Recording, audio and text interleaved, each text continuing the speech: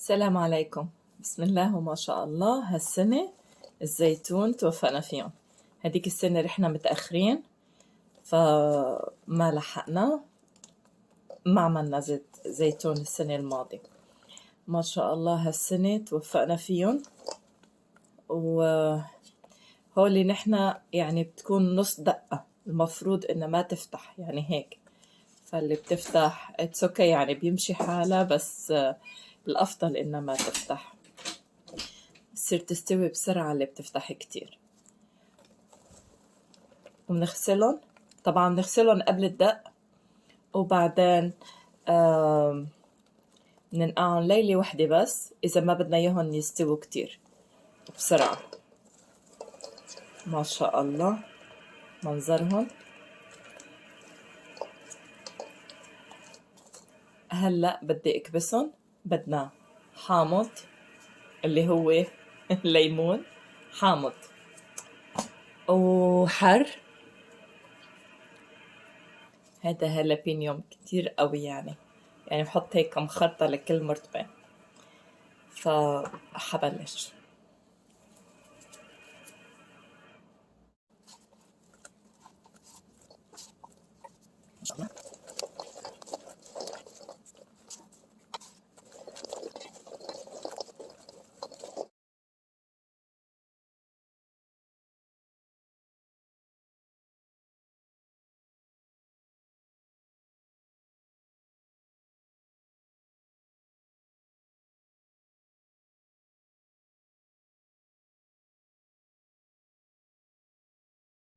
ما شاء الله. هلا عبيت بس هيك مرتبان صغير منيح، يعني ما شاء الله.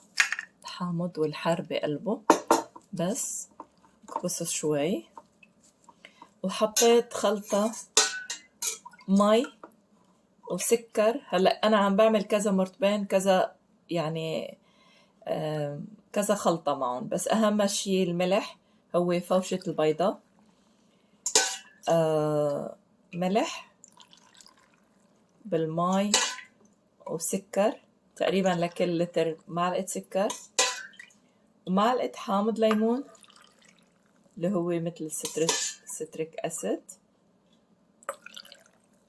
ففي منهم ما عم بحط لهم هيك، حسب انتو بدكن اياهم تاكلون بسرعة أو أسبوعين 3، أو بدكن اياهم لبعد سنة، تفرق يعني. هيك خلص.